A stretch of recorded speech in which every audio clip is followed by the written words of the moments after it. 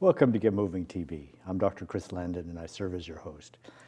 I came to Ventura over 30 years ago to start the Pediatric Diagnostic Center here in lovely Ventura, California.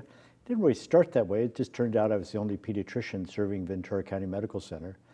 The patients clearly who were using the services had terrible distress. They had to come in 2 and 3 buses. Both parents are working. We had problems with gang warfare over in Oxnard, California. And so we spent the next 30 years really trying our best to improve the social atmosphere. Dr. Paul Russell was very much involved in child abuse prevention, particularly parents who had previously abused each other. These children are at even more risk. So it gives me great pleasure to bring Sharon here where we can have a conversation about really where you fit into all that. When you came, I think I first met you as a graduate student at UC Santa Barbara. I have an interest in autism and Right. Didn't take much. So tell me about your career, because people who watch this show, gosh, I want to go to college. What should I do? And so you started out as a banana slug? Yes. Yeah, my starting point is not where I am currently, so absolutely right. My undergraduate career started at UC Santa Cruz, and that the mascot of Santa Cruz is the banana slug. So still proudly call myself a banana slug. And at the time, I was studying sociology. I was really just interested in how, I was thinking I was going to go into social work, so interested in how societies were affecting our families and our children. And just over time, realized that maybe that wasn't the direction I wanted to go in.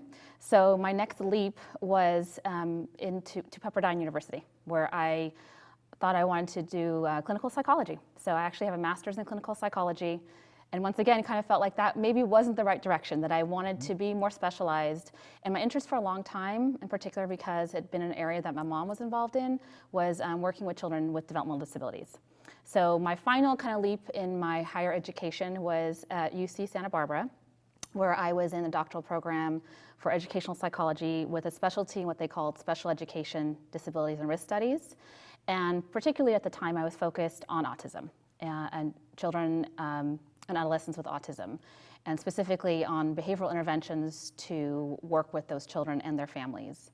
So that's where I landed. And then as I was doing my doctoral program, I realized too, one of the things that was challenging was for families to actually access services. So there were a lot of families who weren't getting into those behavioral interventions until children were a little bit older, so 5, 6, 7 years of age. And we knew from the research that actually we could identify children much sooner than that. So my interest started to veer more towards like identifying kids as early as possible.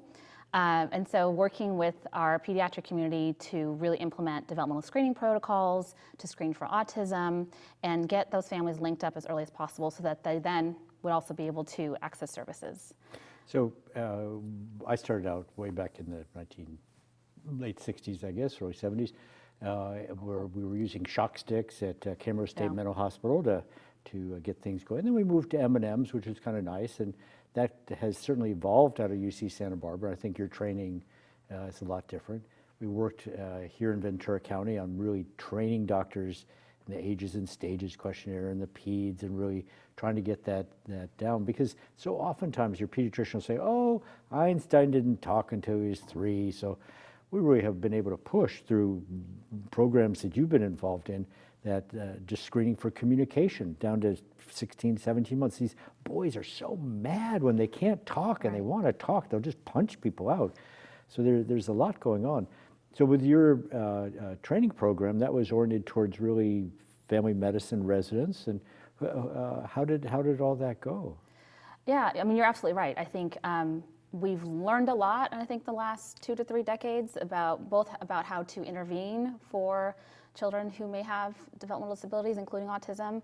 And I think we are much better at also figuring out how to identify those kids early. But you're right, even to this day, I think there are still people who are in practice, physicians as well as psychologists and others in the field who take that kind of wait and see approach. And so I think there's still a need for someone like me to do the work that we're doing.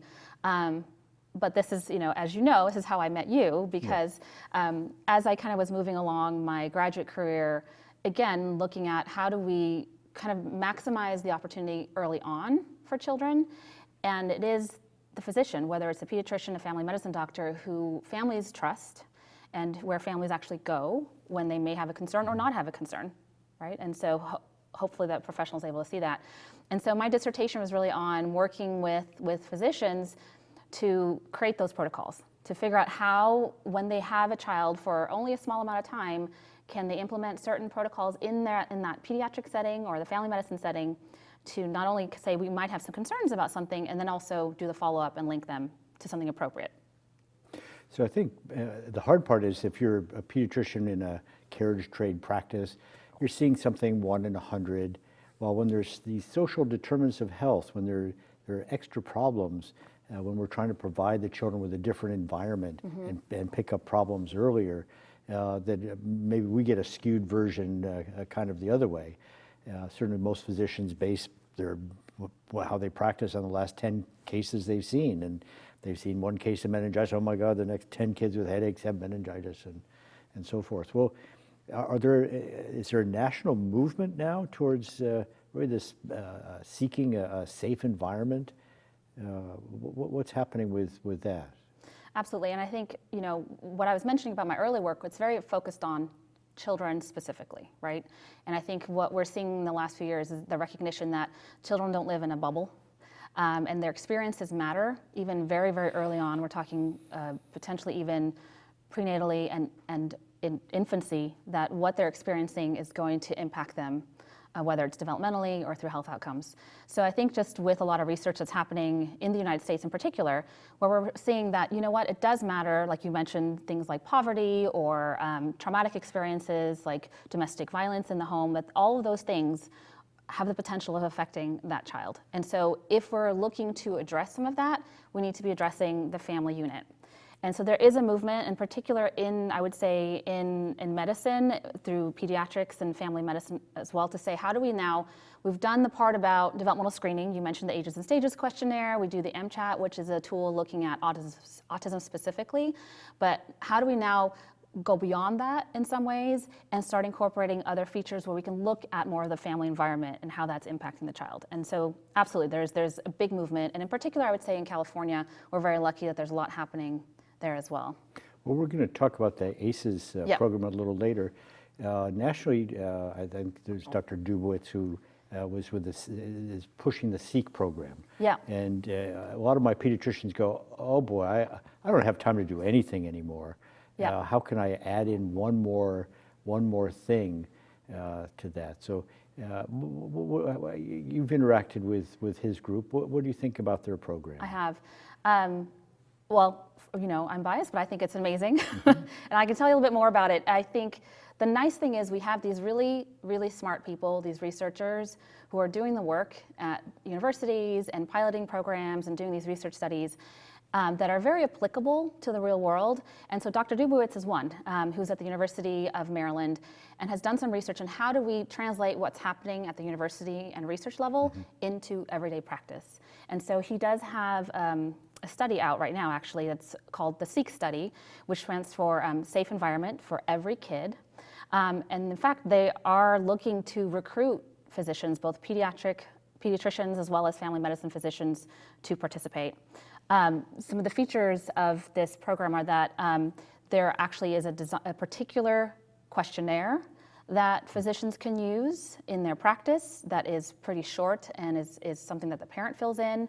There is training that they can access through this study to guide them. They learn techniques about motivational interviewing, how to score the questionnaire. But the other nice part is that doesn't just end there. It actually provides some resources. So there is a hotline where they have access to a social worker, and the researchers work with them to figure out how locally also there may be some resources that they can access, as well as some instructional handouts that could be provided to the parent. Yeah, I think that's the hardest thing for my pediatricians to go, oh my gosh, how can I cram one more thing in there in terms of, and spend time and on the phone and trying to find these resources. Right.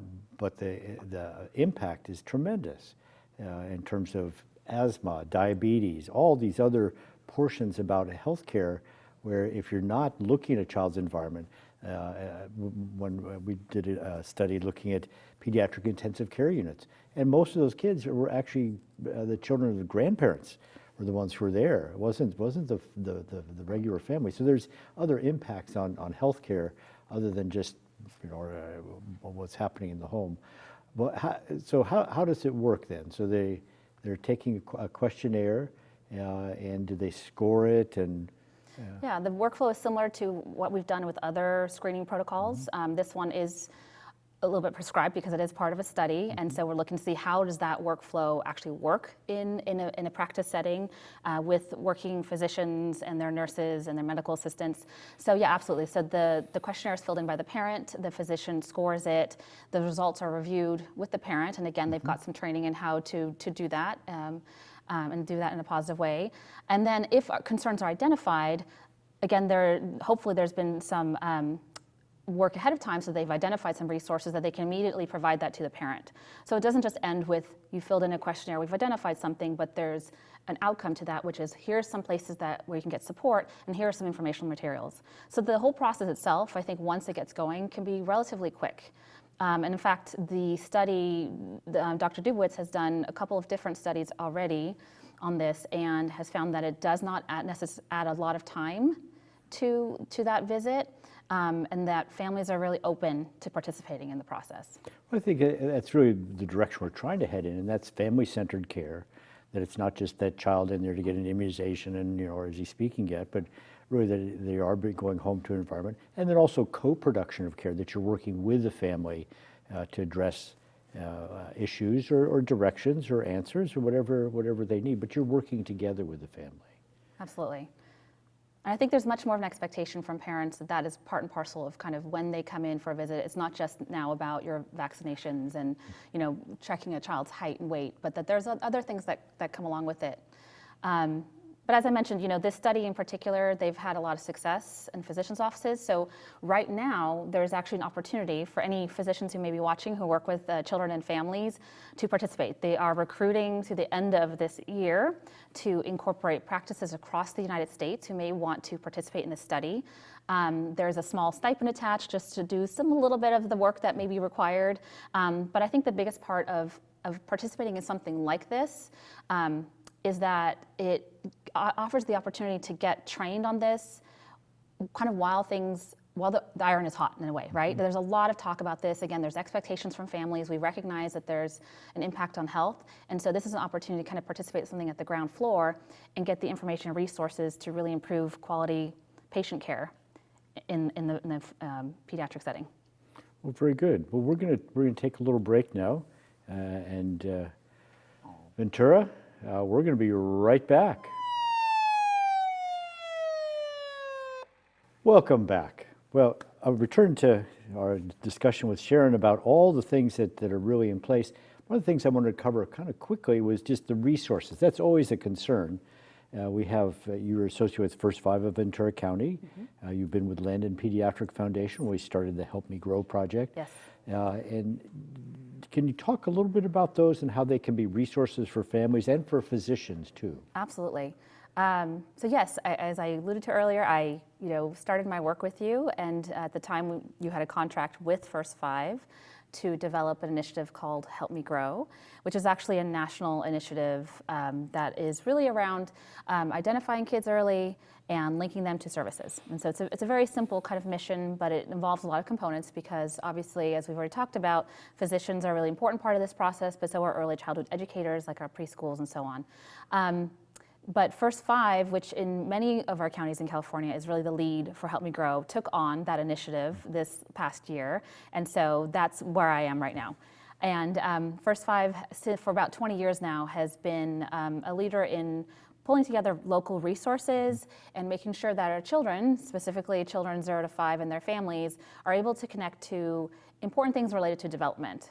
So whether it's childcare, classes to help support the parent-child relationship, developmental screenings, and also providing a lot of training to our physicians and some of our other providers in the community about how to link our families. So it's really a system-wide approach, both from FIRST5 and then specifically around the Help Me Grow initiative, which I'm a part of.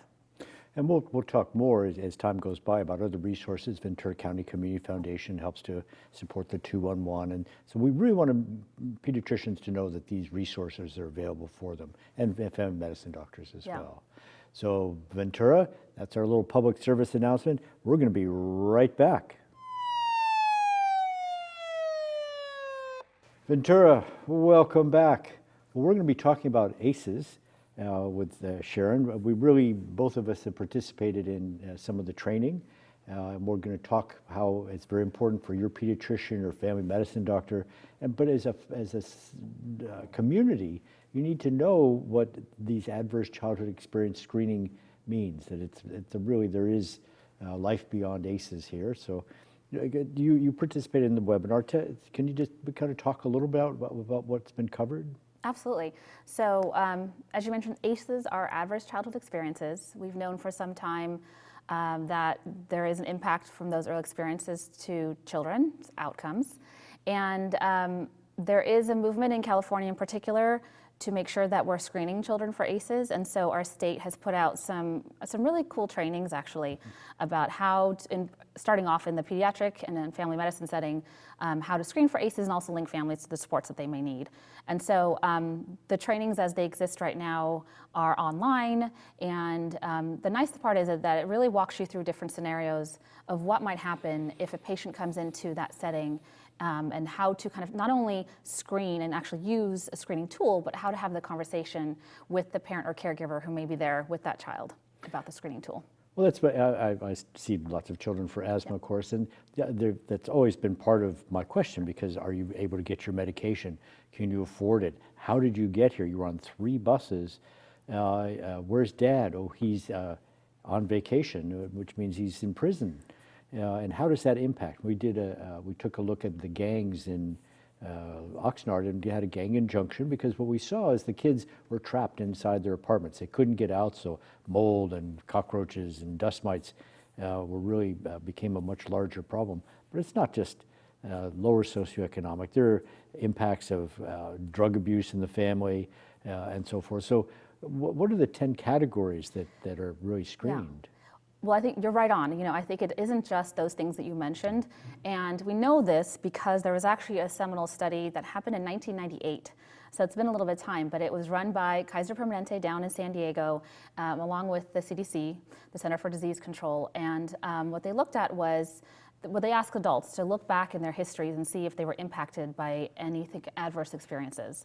And out of that study, they found that there were 10 particular life experiences that led to poor health outcomes. And they actually were looking at physical health outcomes, not just kind of mental health outcomes. And what they found is that in the 3 categories, one being abuse, so physical, sexual, emotional abuse, neglect, both, again, physical and emotional, and then household dysfunction, which includes, among other things, like divorce and domestic violence, and so on, that those 10 particular ACEs had a really big impact on those health and behavioral health outcomes for adults. The interesting thing about that study as well is, because it took place primarily in San Diego, is that the population that participated in that study were about 70% Caucasian and 70% college educated. And so we know that this kind of runs across people. It's not just for our low-income communities, although we see a higher prevalence, obviously, with some of the things that they're having to deal with, but it really does matter to almost anybody. Anybody out there could have ACEs. Yeah, I was trying to count them up before we started, and my parents are divorced, and my mother was in prison in Guatemala. So there are certainly some things. Maybe that's why I became a teenage rebel and became a doctor. I could have been, a singer or songwriter, but Absolutely. no, I had to have adverse childhood experiences. Yeah. And well, so can you rebound from them? I mean, that's the... Yes, we absolutely can. And I think that is the important lesson here, is that even though there's probably people with ACEs, and in California they've done some studies to show that about 60% of Californians have about 1 ACE, and about almost 18% of Californians have 4 or more ACEs. And the 4, it matters because that's usually the cutoff when we start saying, maybe we need to help with something, whether that's an actual intervention or support of some way. But that's the key, is that we can intervene. And so this is why we want to identify this as early as possible so that we don't have those poor health outcomes. But we can absolutely intervene and address those ACEs. So so intervening early or late. They're screening for ACEs in the adults as well, because they know that for diabetes and obesity, hypertension, all these disease states, it makes a difference. Okay, your turn. Yeah, so the way that it's being implemented right now is that absolutely we're looking not only at children, we're also looking at adults, because again, in the original study, it was like past experiences mattered, right? So for young children, we want to intervene so that we don't have those outcomes. But for adults, there's the potential to say, because you've had those experiences, this is maybe why you're experiencing these things, and let's see if we can impact that now. But again, the key here is that it's not your destiny. And one of the nice things that's happening in California right now through our Office of the Surgeon General, Dr. Nadine Burke-Harris, as well as our Department of Healthcare Services, is that there is an initiative called the ACEs Aware Initiative that is spreading information about ACEs and how to intervene in the medical setting, and actually putting some money behind it to make sure that it happens. I think, as we look at the 10 questions here, 0 to 3, you're doing fine. Yeah. 4 to 7, we need to really spend some time and explore. And 7 to 10, it's really time to get things going, because again, it has that big impact on diabetes, on asthma, on taking your medications, success in school, and whatever it takes. So you don't want to have the pediatrician just going, well, we're done here. Here's your shot. See you later. Oh, you're overweight. Well, if I have a 300-pound 18-year-old, there's a good chance that she may have been sexually molested or has had some adverse experience under the age of 10. And that's where we need to intervene. And it's not just about diet. It's not just about too many sodas anymore. It's about her life. Yeah, and I think something I didn't mention is that it's not just about the numbers. And so I don't want people to walk away thinking, okay, if we've got a high ACE score, oh my gosh, my life is ruined. That's it, we're done. Or my child has a high ACE score and that's over. Because again, we can buffer that. But the studies that are looking at ACEs, that have since looked at ACEs since that original 1998 study, also said even though you might have a high ACE score, as long as there's a buffering effect of a supportive adult, that still will ameliorate those outcomes or those symptoms. So it really is about building, if we're talking about children in particular, which is obviously the area that I'm interested in most, is those children 0 to 5, is even if we're discovering that they have a high ACE score, as long as we can build up that parent-child relationship or the caregiver, whoever is there around that child, if it's in place, can we support it? Then there's the possibility that we won't even get to those poor health outcomes, that we are not developing diabetes, that we're not having some of those other like behavioral health issues as well. So it isn't just about the score. So I think that's an important thing to kind of highlight, is that even if it happens, there's lots of things we can do, from simply supporting that early relationship to, for some people, maybe it means actual like therapy or intervention. It's at my Rotary just this week, and we had kids and family together there, just really talking about the services, which is really all about the family. It's about for kids who are in foster care, finding that potential kidney donor and just even an aunt and uncle, just something that they're connected to. It makes a tremendous impact on their personal life. So with the ACEs Aware Initiative, if my pediatricians and family medicine doctors are certified, there is a 2-hour online course. I think the other piece of it is how it affects me. I mean, my gosh, I'm asking these questions now, and as I'm thinking back on it, it was not the most. It was certainly an interesting childhood when my parents were screaming and fighting, but I did find a supportive family elsewhere, and mitigated my life experience, and here I am today. So as we find these extra services and find these families, we're also being paid to do these things. Yes, and so compensated. Absolutely. So as I said, the California as a state has decided that this is a priority, that we can really impact our children and the future of our children by participating in this initiative. So as you mentioned, there are trainings right now that people or providers who are working with the Medi-Cal population can take, and then they can actually bill to do the ACEs screening in the well child visit or in the pediatric setting. But along with that, they are also building out the resources. So it's not done in isolation. So it's not just about the screening. Again, it's not just about the numbers, and I really want to make that clear. But that what we're looking at right now, in particular the work that I do with FIRST5 and under the Help Me Grow initiative, is saying, we know that this is coming down. We might be identifying children and their families, because our children are not in isolation. And so what do we already have in place, and what other things can we really promote so that there is some place for these physicians to send their patients? And that's a big push of this initiative as well. It's not just the screening part, but that we're building out the resources in the community to help these families. Well, yeah, and you and I have worked with the American Academy of Pediatrics, Chapter 2. They're certainly going to take on San Bernardino County and Riverside and LA County and so forth. Our public health department is going to be partnering with the other public health departments up and down California. And then I'm hoping that we're funded really to put in place what's needed to make the community aware. Yes. Meetings at Rotaries and Kiwanis and Lions Club, when you inform one person and you say, gosh, you're a grandparent and your grandchild's staying with you, well, why is that? You have permission to let other people know, and the impact that you're going to have on that child by being that person, by providing that buffer. Absolutely. Okay, so from here, where do you see FIRST5 going and the like? So is there an initiative inside FIRST5 where you guys are discussing this? And we are, and I think it's happening statewide. So as people may or may not know, that FIRST5s are in every county in California, and so we're part of the larger conversation along with at our state departments about how we're going to support families, because initially that's why FIRST5s were set up, is to support the family. So this is really in line with what we've been doing for the last 20 years and really fits in with what the current research says. But FIRST5s are going to play a role in partnering with physicians like yourself, with public health agencies and so on, to be that connector role and make sure that families are accessing these services. thank you, Sharon, so much for sharing your wisdom and strength and hope. And Ventura, get ACEs aware. It's coming. It's here. It affects your health and those in your family.